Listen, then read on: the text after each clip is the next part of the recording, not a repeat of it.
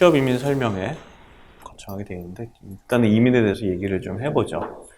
그래서 가장 맨 처음에 생각해야 될 거는, 제 생각은 그래요.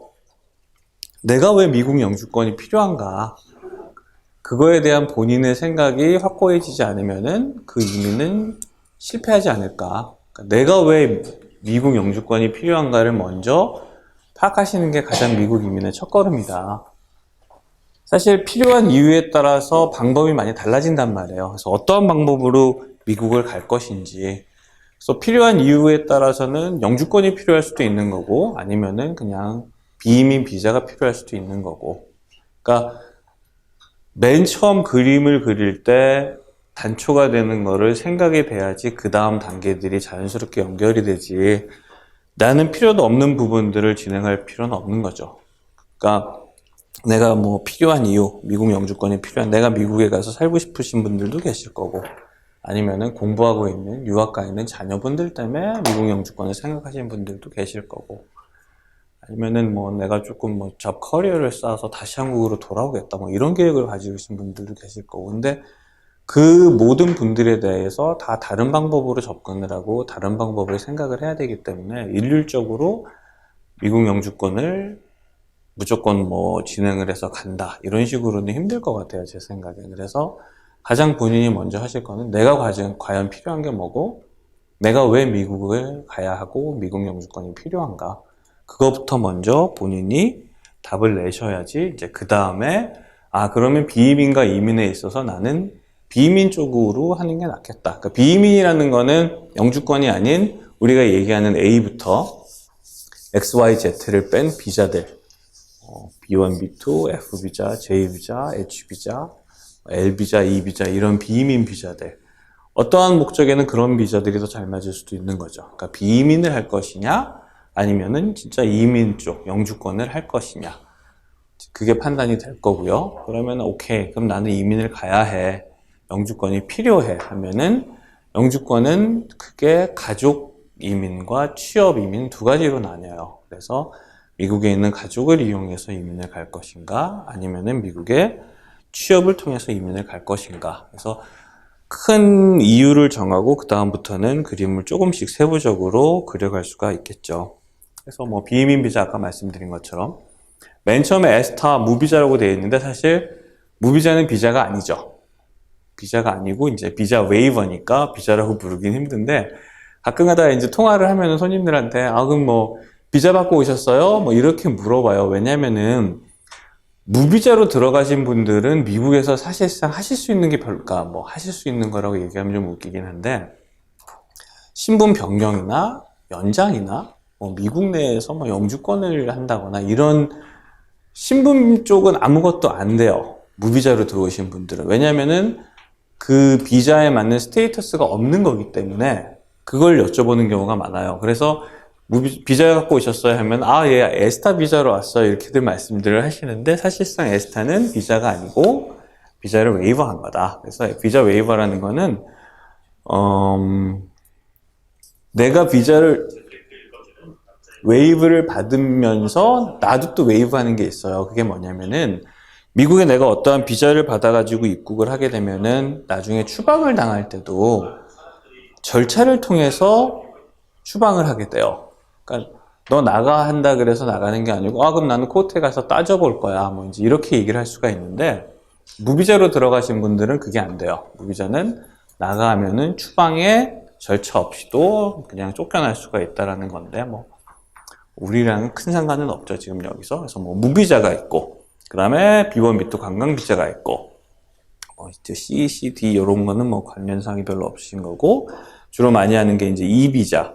이 비자는 회사에 고용이 돼서 주재원이나, 그러니까 한국 자본으로 설립된 회사에서 일을 하실 때 쓰실 수도 있고, E2 비자 같은 경우에는 예전에 많이 하셨죠. 소액 투자 비자라 그래서 뭐 20만 불, 30만 불 투자를 하고 사업체를 운영하면서 이제 미국에 계시는 그런 비자도 있을 수가 있고, 그 다음에 가장 많이 쓰는 이제 학생 비자, F 비자. 그 다음에 H 비자는 이제 저게 졸업하고 나서 사람들이 쓰는 전문직 취업 비자. 그다음에 J 비자도 많이 가시고요. 또 플러스 코리아에서 J 비자 많이 해서, 저거는 미국에 가서 뭐 인턴이라든지 트레이니 이런 식으로 하시는 비자들. 그다음에 L비자, 주재원. 그다음에 O비자 같은 경우는 예술 쪽이나 이쪽으로 특수한 능력이 있으신 분들이 취업하시는 비자들. 뭐 P비자는 태권도 선수나 이런 분들도 가시는 거. 그리고 R비자는 종교 쪽. 그래서 A부터 사실상 뭐 XYZ 빼고는 다 비자 종류가 있습니다. 이제 그런 비이민 비자. 그러니까 내 목적이 이런 비이민 비자가 더 맞는다고 보면은 뭐 영주권 상관없이 비이민 비자 쪽으로 준비를 하실 수도 있겠죠. 그리고 이제 이민 비자. 이민 비자가 이제 드디어 이제 미국에 이민을 가서 영주할 의미를 갖는, 영주할 의도를 갖는 이민 비자인데 결국 이거는 이제 취업 비자예요. 이민 비자 중에 이제 취업 카테고리. 아까 가족이 있고 취업이 있다 그랬는데 이거는 취업이고 취업이 1순위부터 5순위까지가 있습니다. 그래서 일은 특별한 능력의 소유자라고 되어 있는데 뭐 특별한 능력의 소유자 주로 이제 뭐 멀티내셔널 그룹의 CEO들이라든지 그래서 L비자로 가셨다가 EB1을 받는 경우 그다음에 운동 쪽으로 말하면은 금메달리스트들 예술 쪽으로 말하면 이제 유명하신 분들 이제 그런 분들이 받는 게 EB1 이제 EB2 같은 경우에는 NIW는 내셔널 인트레스트 웨이버라 그러죠. 그래서 미국에 이익을 주기 때문에 노동국 과정, LC 과정을 생략을 해주는 NIW. 그래서 이제 고학력 소유자들이 받으시는 거. 그 다음에 과학예술 경영 분야의 특출한 능력 소유자라고 써 있는데 실질적으로는 이제 석사학위 이상의 그러한 포지션에 맞는 분들이 이제 2순위가 될 거고요. 그 다음에 3순위가 학사학위가 전문직, 그 다음에 숙련직이 2년 이상의 경력을 요구하는직, 그 다음에 아무것도 요구하지 않는 비숙련직 3순위가 있고, 이제 4순위는 성직자, 그 다음에 이제 특수 취업 쪽이 있고요. EB5는 투자, 내가 돈을 투자해서 받는 거. 그래서 가장 많이 하시는 게 2순위와 3순위, 특히 이제 3순위, 한국 분들이 제일 많이 하시는 건 요 3순위죠. 3순위 제일 많이 하시고, 요즘은 뭐 이제 투자 비자 많이 하신다고 하는데, 11월 21일부터 투자 금액 올라가면서 이제 또 어떻게 될지 모르니까 추세가 조금 주춤할 거라고 생각은 해요. 그럼 이 중에서 이제 3순위를 제일 많이 하시는데 아까 말씀드린 것처럼 전문직은 학사학위 이상의 그 퀄리피케이션이 돼야 되는 직업, 숙련직은 2년 이상의 경력, 비숙련직은 아무것도 요구하지 않는 거. 그래서 이주공사들이 가장 많이 했던 게 이제 비숙련직이었죠. 그래서 무슨 닭공장에 간다, 그 다음에 햄버거 가게에 간다. 그래서 많은 프로그램들을 돌렸었어요. 그 다음에 뭐 간병인 프로그램 이런 거 해서 많이들 했는데 결국은 지금 다 아시겠지만 비숙련직은 한국에서는 받기가 힘들어지셨다. 그러니까 미국 내에서 진행은 다 돼요. LC 과정 진행해서 노동국에서 승인받고 140 승인받고 다 돼요. 다 진행이 되는데 문제는 한국으로 넘어와서 주한미 대사관에서 인터뷰 때 이제 다 거절을 시켜버리는 거죠. 그래서 그쪽에서 뭐 APTP에서 케이스 거절하고 미국으로 돌려보내고 다시 140을 검사해라 이런 식으로. 근데 사실 법적으로는 전혀 문제가 없는데 사실 저렇게 비숙련이 막혀 있어요. 그러니까 비숙련이 막힌 이유는 결국은 법적으로 될 만한 근거가 없으니까 reliability 문제를 삼아서 그러니까 신뢰성의 문제다. 왜냐하면 한국 분들은 다 대학교를 나오셨는데 다들 학력들 좋으신데 네가 가서 닭공장에 가서 닭껍질을 뭐 패킹을 한다는 것 자체는 말이 안 된다. 그러니까 어떻게 보면 좀 횡포죠.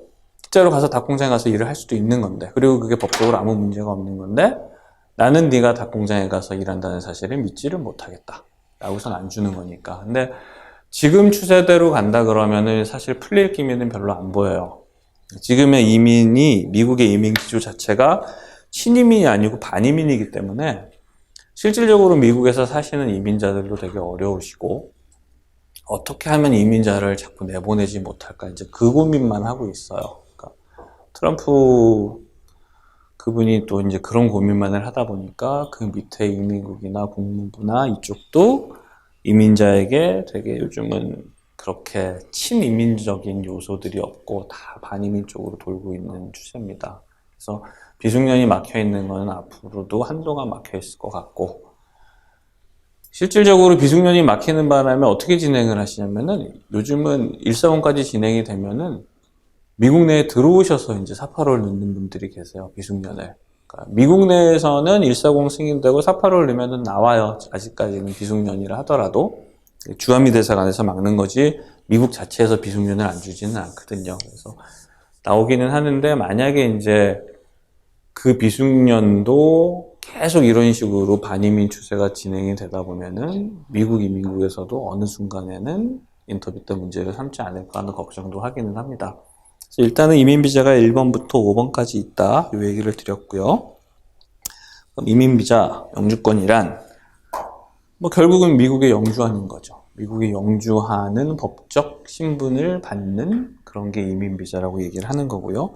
영주라는 거는 1년에 6개월 이상, 그러니까 결국은 지난 1년을 따졌을 때 반 이상을 미국에 산다라는 거를 가정을 하는 거고, 외국으로 한번 떠났을 때 6개월 이상을 떠나지 않는다라는 거를, 그거를 이제 기본적으로 생각을 해요. 그래서 이제 영주권을 취득하셨으면은 미국에서 영주를 하셔야 되는 거고, 만약에 영주의 의사가 없다 그러면은 영주권을 뺏길 수도 있다라는 거고요.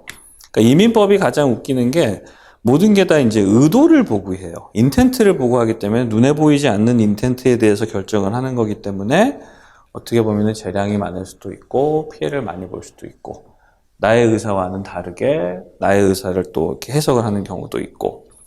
그래서 이제 그 미국 이민 영주권이 아까 얘기했던 거 있잖아요. 우리가 가장 많이 하는 거.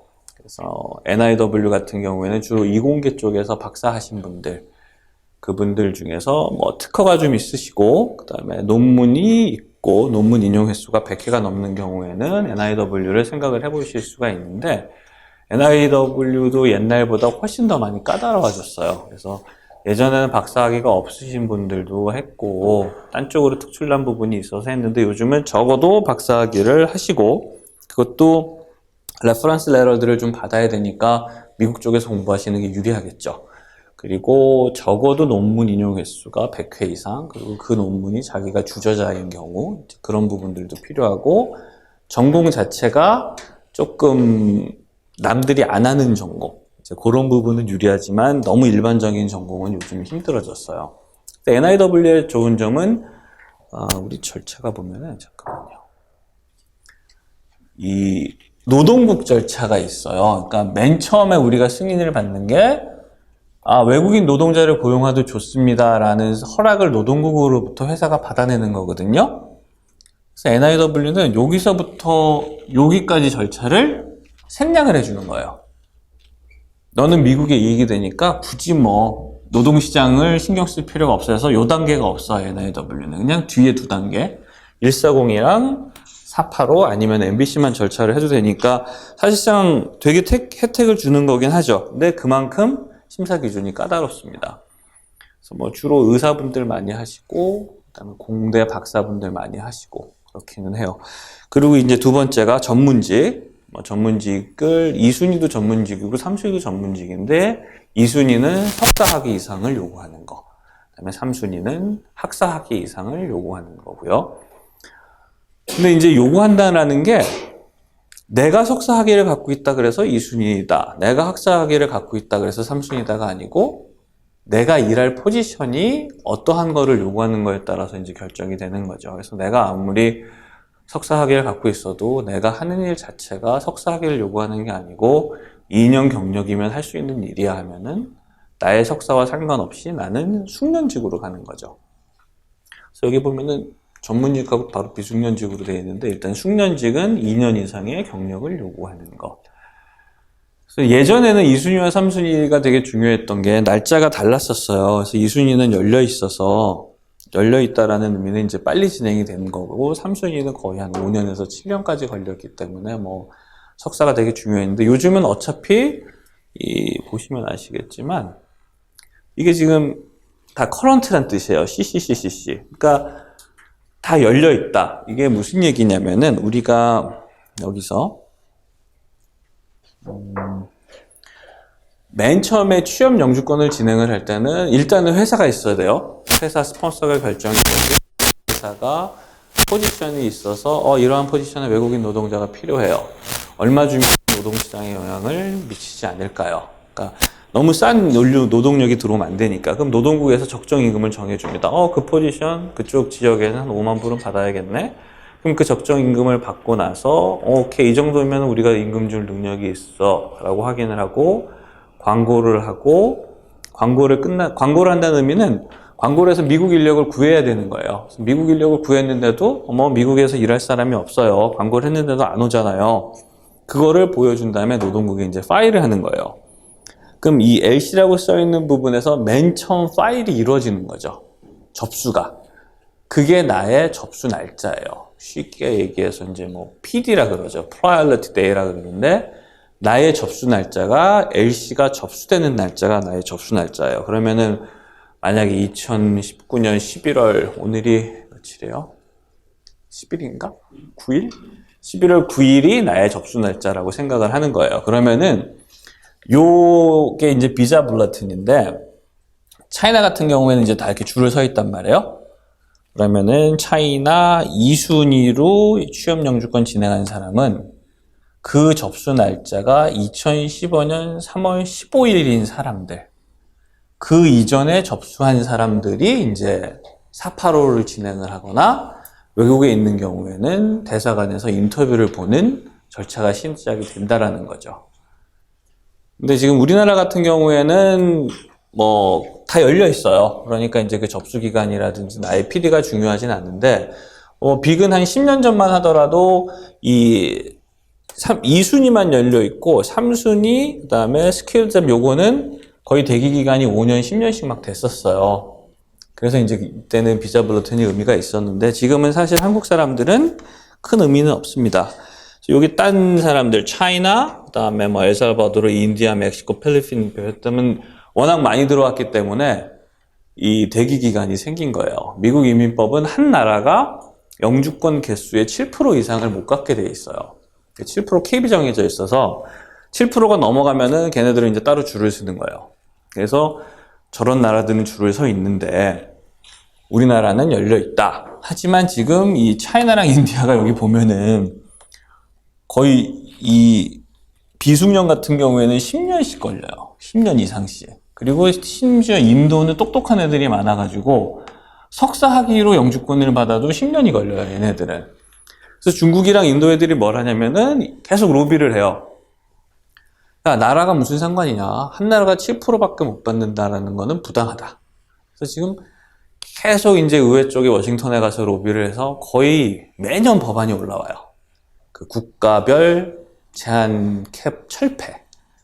빅은 얼마 전에서 또 하원에서 통과가 돼서 상원으로 갔는데 상원에서 이제 통과가 안 돼가지고서는 아직까지는 7% 유지가 되는데 언젠가는 계속 저렇게 로비를 하다 보면은 그게 통과가 될 수도 있어요. 사실 그렇게 어려운 일은 아니거든요. 그러면 그 7%가 캡이 없어져 버린다. 그럼 저기 줄 서 있는 저기 차이나, 인도 10년씩 줄 서 있는 애들이랑 이제 같이 섞여 버리는 거예요. 그러면은 우리나라도 분명히 이제 대기 기간이 생기겠죠. 적어도 2, 3년에서 길면은 4, 5년까지도. 그러니까 이제 그것도 고려를 하시고 주시를 하시고 계셔야 돼요. 미국 이민의 생각이 있으신 분들은. 왜냐면은 거의 계획이 한 4, 5년 차질이 생겨버릴 수가 있으니까. 그래서 그것도 유의를 하셔야 된다는 거다. 그래서 어디까지 했죠? 그래서 아까 그 날짜 가지고 얘기하다가 그 얘기가 나왔었죠. 근데 하지만 지금은 anyway 전문직이니 비숙련직이니 다 날짜가 풀려있는 상태입니다. 그리고 투자이민 같은 경우에는 관심들이 있으실지 모르겠는데 기본적으로 투자이민이 100만 불이었잖아요. 근데 지금 11월 21일부터 180만 불로 올리겠다. 그리고 그 undeveloped 지역이라든지 실업률이 높은 지역에는 50만 불 하던 것도 90만 불로 올라가죠. 그래서 한국 분들이 그 주로 많이 하셨던 게 리저널 센터 투자를 많이 하셨었잖아요. 그래서 리저널 센터도 대부분이 이제 50만 불이었는데 그게 90만 불로 올라간다라는 거. 그래서 투자이민 쪽은 나중에 궁금하신 거나 질문이 있으면 조금 더 얘기를 해보고요. 아까 말씀드렸던 비자 블러튼, 그래서 1순위부터 5순위가 있고, 이제 현재적으로는 이제 대한민국에 있어서는 이게 다 열려 있는 상태고, 주로 한 8월, 9월 정도면은 잠깐 닫혀요. 왜냐면은 이제 회계연도가 10월 1일부터 시작을 하는데, 한 8, 9월 정도 되면은 그래도 거의 다 소진이 되기 때문에 한 잠깐 닫혀 있다가 10월 1일 되면 다시 열리는 식으로 열리고, 이제 이렇게 진행이 돼요. 그리고 요거 말고, 요 밑에 보면은 이제 지금 계속 없애겠다고 하고는 있는데 추첨 영주권이 있어요. 그래서 그거는 뭐 이렇게 차이나, 인도, 멕시코 얘네들이랑 반대인 거죠. 워낙 안 노는 나라들 사람들을 상대로 추첨을 해가지고서는 줘요. 이렇게 뽑아서 너 영주권 당첨 이런 식으로. 근데 우리나라는 그렇게 많이 안 가는 게 아니기 때문에 우리나라에 해당 사항은 안 되는데 옆에 일본만 하더라도 추첨 영주권의 대상국이에요. 그래서 일본 사람들은 가끔 되는 사람들이 있어요, 진짜로. 저희 손님 중에서도 일본 사람들인데 추첨돼가지고 영주권을 받으신 분들도 계시고, 그래서 영주권 케이스가 하나 날라갔죠, 추첨이 되시는 바람에. 그래서 근데 한국 사람들이 부모님이 북한에서 태어나신 분이 있다. 그러면은 추첨 영주권이 가능해요. 그러니까 혹시 북한에서 부모님이 태어나신 분이 있으면은 자세한 상담을 해보시면은 추첨 영주권을 받으실 수도 있습니다. 그럼 2, 3순위 이외에 취업이면 아까 뭐 1순위, 4순위, 5순위 얘기를 했는데 1순위는 처음에 말씀드렸던 것처럼 대기업, 뭐 삼성이나 LG나 이런 대기업 아니면은 뭐 그렇게까지 큰 기업이 아니더라도 멀티내셔널, 한국에도 회사가 있고 미국에도 회사가 있는데 그런 회사에서 주로는 뭐 엘비자 같은 걸로 주재원으로 나갔다가 거기서 1순위 영주권을 하실 수가 있어요. 그러니까 뭐 CEO. 근데 1순위 영주권의 좋은 점은 아까 NIW랑 마찬가지로 이 노동국가정이 없어요. 노동국가정이 없다는 거는 뭐 물론 대기업이니까 스폰서는 정해져 있는 거고, 그러니까 적정임금이라든지 광고라든지 노동국의 LC 파일이라는 게 없으니까 물론 EB1이 되게 빠르죠. 그래서 선호를 했었고 주재원 나가신 분들은 거의 1순위로 영주권들을 많이들 하셨어요. 회사 몰래들 하시죠. 사실 회사 입장에서는 주재원 내보내고 거기서 영주권 취득하는 거는 거의 뭐 팔러시상 안 되는 거지만 많이들 하셨는데 워낙 많이들 하시다 보니까 요즘은 워낙 오래 걸려요. 그래서 1순위로 들어가면 140 과정만 한 1년에서 1년 반이 걸려버리기 때문에 오버홀로 따지면은 뭐 2, 3순위 진행하는 거나 1순위 진행하는 거나 이렇게 큰 차이는 안 나요. 근데 하지만 1순위도 만약에 지금 몸담고 있는 회사에서 미국 지사가 있고 미국 지사로 발령을 내줘서 미국 지사로 가셨다. 그러면은 그걸 통해서 영주권을 받아보시는 것도 방법이 될 수가 있는 거죠. 그게 뭐 멀티내셔널 그룹이라 그래가지고 되게 큰 대기업만 되는 게 아니란 말이에요. 그러니까 작은 기업이라도 미국에 지사가 있다 그러면은 저런 방법을 써보실 수도 있을 거고, 공부를 많이 하신 분 같은 경우에는 아까 NIW 박사님들 하시는 저거를 생각을 해보실 수도 있을 거고, EB4 같은 경우에는 주로 한국 사람들이 해당되는 거는 종교이민이에요. 그래서 교회 목사님이라든지 그러신 분들은 또 4순위, 일반 취업과는 다르게 EB4도 마찬가지로 그 노동국 과정이 없어요. 대신에 이제 뭐 EB4 같은 경우에는 일단은 종교 비자로 가서 뭐 2년 정도 일을 해야 되는 부분이 있는데 EB4도 좋은 대안이 될 수 있기 때문에 만약에 뭐 신학을 공부하셨거나 교회 쪽에서 이제 있으시면은 EB4도 생각을 해보실 수 있어요. 한때는 그 이민 가셨던 분들이 영주권을 저 종교 영주권을 되게 많이 따셨어요. 왜냐면은 한국 분들 가시면은 다 교회 가시거든요. 뭐 불교 신자도 교회 가시고, 그래서 뭐 천주교 신자도 교회 가시고 무조건 다 교회 가세요. 그럼 교회에 가면은 목사님 나 신분이 없어요. 뭐 이제 이렇게 되거나 나 영주권이 필요해요 하면은 교회에서 그렇게 스폰서들을 많이 서주셨어요. 그리고 뭐 이제 서류도 다 가라로 만들고 뭐 이제 교회 신학 공부 안 하셨는데도 신학했다고 졸업장도 만들고 뭐 더 해가지고, 그래서 종교이민, 그 다음에 뭐 음악 하신 분은 다 반주자, 뭐 지휘자 해가지고 종교이민들을 되게 많이 받으셨어요. 그리고 그 당시에는 이민이 요즘같이 이렇게 까다롭지가 않았기 때문에 그냥 넣으면 좋거든요, 웬만하면. 그래서 종교이민들을 많이 받으셨는데 결국은 걸렸죠. 그래서 한번 두드려 맞고 법 자체를 바꿔버렸죠. 그래서 이제 요즘은 교회에서 신청하면은 무조건 이제 실사를 나와요. 이민 심사관이 직접 교회에 와서 봐요. 이 교회가 진짜 있는 교회가 맞나. 그러니까 교회가 아예 없는 교회들도 막 했거든요. 그냥 목사님 집 주소로. 근데 뭐 이쪽에서 교회에 관련이 되시고, 교회라는 건 목사님뿐만 갈 수 있는 건 아니에요. 목사님도 있고 전도사님도 있고 뭐 여러 포지션들이 있잖아요. 뭐 교회 음악을 하신 분들은 반주자 이런 것도 생각을 하실 수가 있으니까 의외로 옵션이 될 수는 있어요. 그러니까 만약에 종교 쪽으로 뭔가 좀 연관이 있거나 앞으로 공부하실 생각이 있다 그러면은 4순위를 생각해 보시는 것도 방법이다. 그리고 EB5는 투자 이민, 돈이 좀 어느 정도 되신다 그러면은 받으실 수는 있죠. 근데 투자 이민이 요즘 많이 올라갔잖아요. 예전에 투자 이민이 대한민국은 1년에 한 100케이스 정도 했었어요. 리저널 센터 같은 경우. 그래서 한 100케이스 했는데 요번에 통계 나온 거니까 작년에만 뭐 400 몇 개가 들어갔다 그러더라고요. 그래서 많이 늘어나고 또 중국 애들도 어마어마하게 이제 들어왔고 돈 가지고. 그래서 EB5가 막 늘어나는 바람에 뭐 물론 쿼터 제한은 있긴 하지만 지금 제가 EB5 같은 경우에는 처음 영주권 진행할 때 임시 영주권이 나오고 2년 있다가 영구 영주권으로 바꿔야 돼요. 그러니까 2년 있다가 바꾼다는 의미는 내가 뭐 그냥 진짜 투자 이민을 갔으면은 2년 동안 내가 회사자 돌렸습니다. 10명 이상 고용해서 잘 돌렸습니다를 보여주고 리저널 센터 같은 경우에도 2년 동안 우리 회사 잘 돌아갔습니다. 그거 보여줘가지고 영구 영주권으로 바꾸는 건데 그 영구 영주권 바꾸는 과정 펜딩 기간만 지금 거의 한 4년 돼요. 워낙 이렇게 적체가 심해져서. 그러니까 지금 진행해도 실질적인 영구 영주권으로 손에 쥐는 거는 6년 후 뭐 이렇게 될 수가 있다라는 거죠. 근데 뭐 돈 많으신 분들은 투자 이민 괜찮아요. 투자 이민은 어떻게? 투자 이민은 아까 말씀드린 것처럼 기본적으로 투자를 하는 거고 한국에서 많이 하시는 리저널 센터 같은 경우도 요즘은 많이 하시는데 리저널 센터의 개념은 뭐냐면은 이게 뭐 미국이나 이쪽에서 무슨 이렇게 회사를 해주는 게 아니고 내가 미국에서 무슨 회사를 운영하고 있어요. 근데 좀 펀딩을 하고 싶어요. 펀딩을 해가지고 큰 프로젝트를 하나 하고 싶다. 그러면 주정부에 신청을 해요.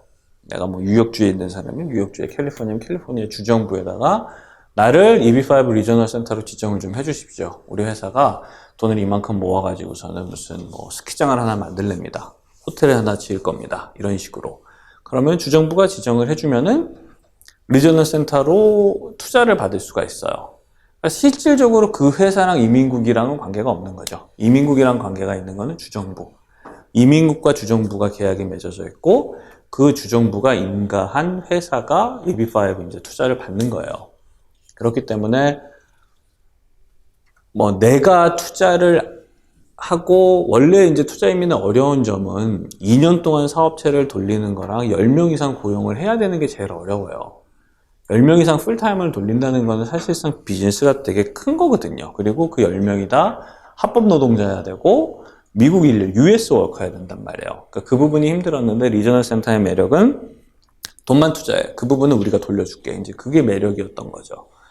근데 이제 일단 값도 올라가고 또 문제는 검증을 누가 해주는 게 아니기 때문에 회사가 중간에 잘못된다. 그러면은 이제 투자금에 대한 위험성, 원금 보장은 뭐 안 하기 때문에 그래서 그 부분도 생각을 해보시고 만약에 이제 그럴 거면은 적어도 그 EB5 프로그램을 여러 번 돌려서 그쪽에서 받으신 사람이 있고 뭐 원금 상환까지 받은 이런 히스토리를 잘 따져서 하셔야 된다.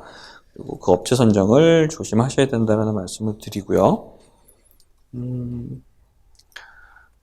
영주권 취득 이후에 뭐 이건 좀 너무 뒤의 일이긴 한데 영주권을 취득을 하게 되면은 뭐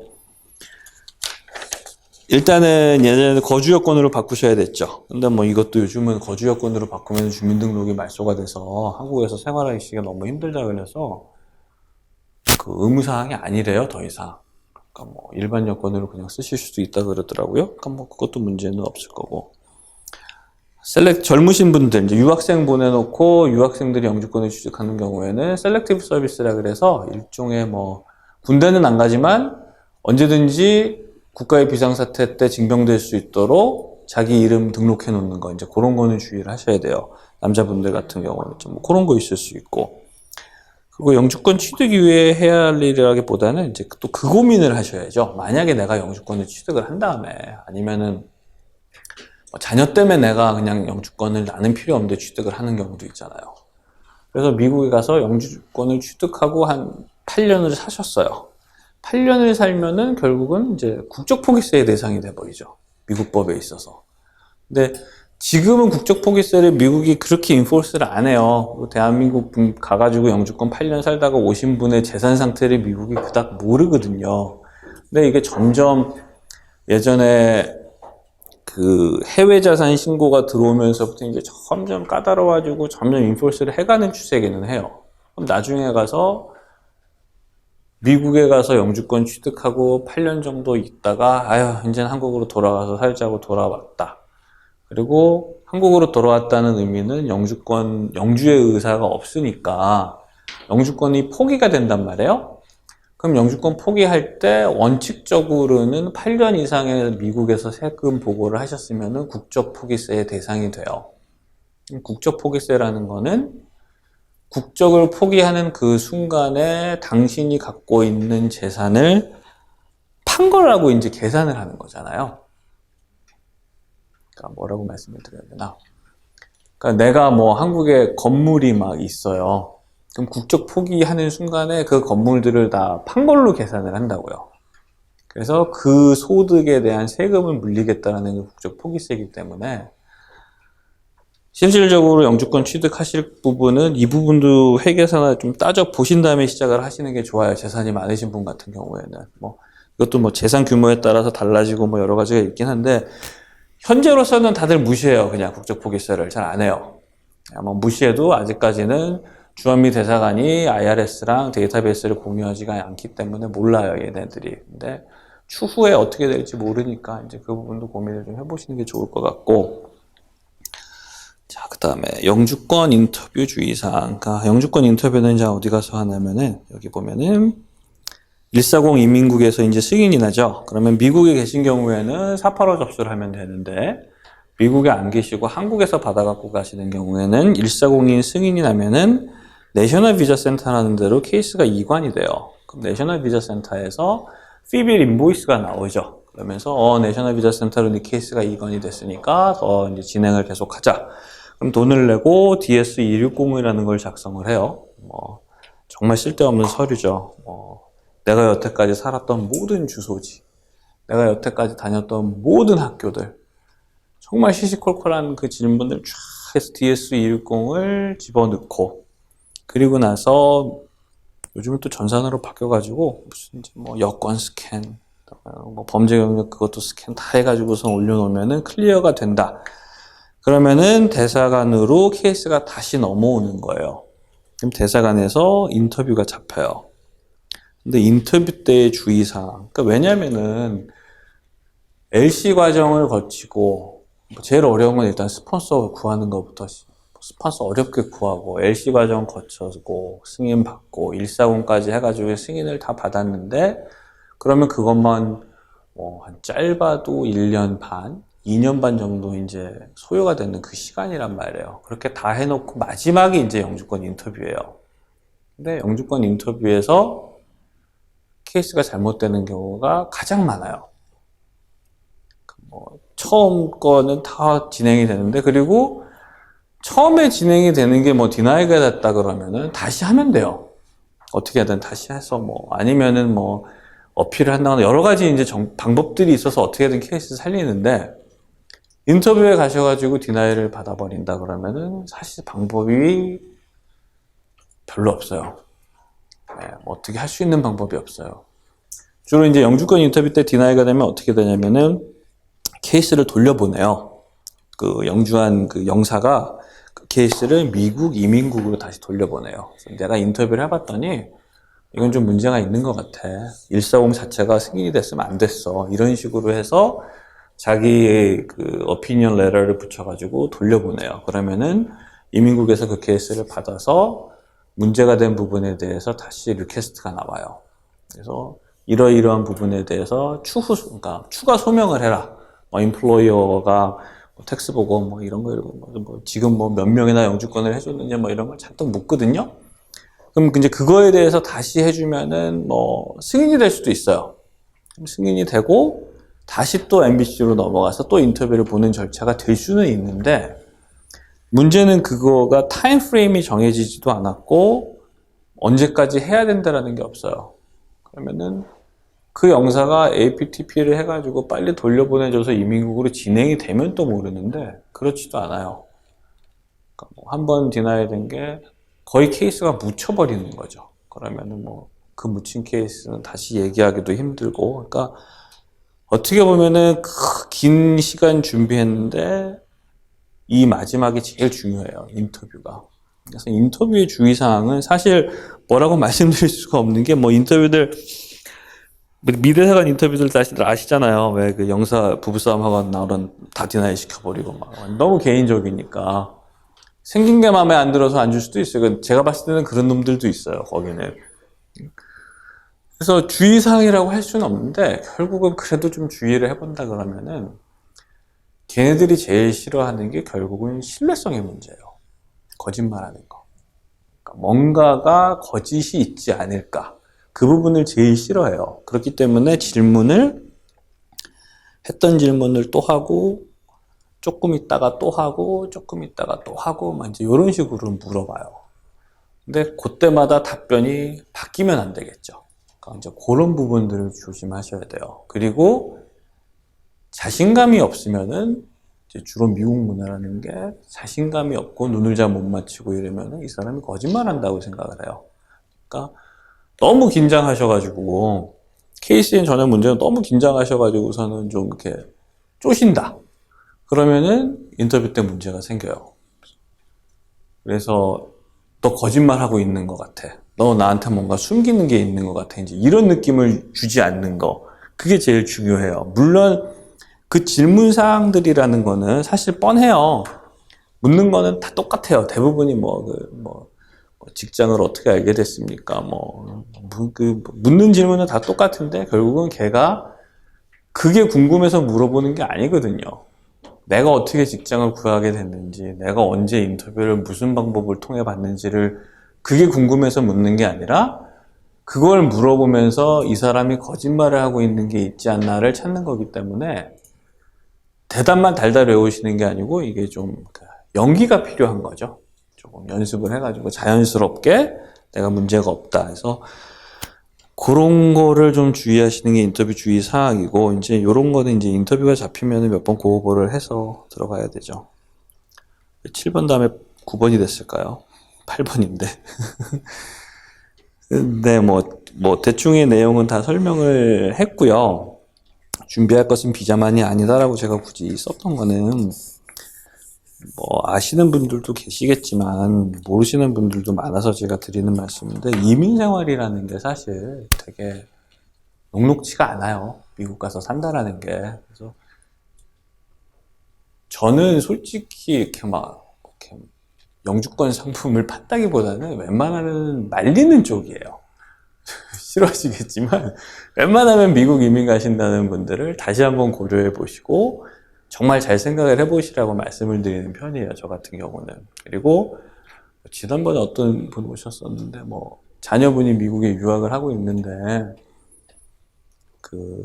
물론 영주권이 있으면은 졸업한 다음에 훨씬 취업의 기회도 넓고 좋아요. 졸업하고 나가지고선 요즘은 취업비자 받기도 힘들고 취업하기도 힘들고 이런데 영주권이 있으면 취업하기가 좋겠죠. 그리고 일단 영주권이 있으면은 당장 취업이 안 되더라도 미국에서 쫓겨나질 않으니까 체류할 수 있으니까 이제 그런 부분들은 좋지만 그런 말씀을 하시더라고요. 요즘 한국에서 봤더니 부모의 의무가 유학을 보냈으면 영주권까지 받아주는 게 부모의 의무다. 이 정도까지 얘기를 한다 그래요. 근데 저는 개인적으로 그 정도는 아닌 것 같고, 그 친구가 열심히 잘 공부해서 졸업하고 자기가 직장 잡고 힘들지만 거기서 직장에서 영주권 받고 그렇게 자연스럽게 가는 게 옳은 거지. 그러니까 준비할 것은 비자만이 아니라는 거는 그렇게 쉽지 않다는 거예요. 미국의 삶이, 제가 이제 한국에 한 3, 4개월마다 한 번씩 나오는데 삶의 질이 한국이 훨씬 높아요. 그냥 말만 뉴요커지 뉴요커의 삶의 질이라는 게 그닥 높지가 않아요. 그러니까 그런 부분들, 그리고 적어도 내가 어디에 이민을 가고 싶다 그러면은 한번 가서 보시는 것도 좋겠죠. 그냥 한 번도 안 와보고 예전에 나 뉴욕 관광 한번 갔었잖아 이런다고 뉴욕에 오실 수도 없는 거죠. 그래서 와서 보셔서, 관광 왔을 때 와서 보는 거랑 진짜로 내가 이민을 생각하고 보이는 건 다르니까, 거기에 살고 있는 사람들은 어떻게 사나, 주로 무슨 일을 하고 사나, 평균 연봉은 얼마나 되나, 그런 것들을 좀 알아보셔야겠죠. 그러면서 그 부분에 대해서 충분히 마음적으로 준비가 돼야지 이제 이민을 사시는 거지. 사실 미리 그걸 알면 이민 안 오신 분도 있을 것 같아요. 제 생각에는. 뭐 그쪽에서 연봉 수준이라든지 삶의 질이라든지 대부분의 이민자들은 자녀들의 나은 미래를 위해서 본인들을 희생하시고 사는 부분이 훨씬 많은 거죠. 그래서 뭐 그쪽에서 지금은 거기다가 워낙 반이민 추세이기 때문에 자꾸 이민자를 괴롭혀요. 그래서 뭐 지금 이쪽도 주한미 대사관에서도 이제 요즘 의료보험 없으면 아예 이제 뭐 미국 영주권 안 준다 얘기가 나오는 것처럼 그쪽에서도 무슨 공적 부조, 네가 정부로부터 혜택받은 게 있다 그러면은 영주권을 받거나 비자 연장을 하거나 이런 거에서 불이익을 주겠다 이러고 있단 말이에요. 그러니까 혜택 주는 부분도 점점 줄이는 추세고 어떻게든 괴롭혀서 쫓아내려는 추세이기 때문에 정말 신중하게 생각을 하셔야 돼요. 그리고 정말 많이 좀 알아보셔야 되고 실질적으로 가셔도 보셔야 되고. 그래서 이제 제가 몇 번 드렸던 얘기인데 미국에 있는 그 동포들은 그런 얘기를 해요. 요즘은 다들 오실 때 예전에 가신 분들은 정말 그냥 다 나 올 때 20불 들고 갔는데 뭐 이러신 분들이에요. 나 올 때 5불짜리 하나 있었는데 뭐 지금은 더 성공하셨겠지만. 근데 요즘은 오시는 분들이 그래도 몇 억씩은 다 들고 오세요. 뭐 여기 아파트만 하나 팔아도 몇 억이니까. 근데 그 돈이 다 끝나는 시점이 그 사람의 이민의 시작이다. 이렇게 얘기를 해요. 그만큼 힘들고 아메리칸 드림은 깨진 지 오래고 돈을 버시겠다, 사업적 성공을 하시겠다 이런 마음보다는 다른 가치를 위해서 본인을 희생할 준비를 먼저 하셔야 된다는 거죠. 그래서 여기까지만 저는 얘기를 하고요.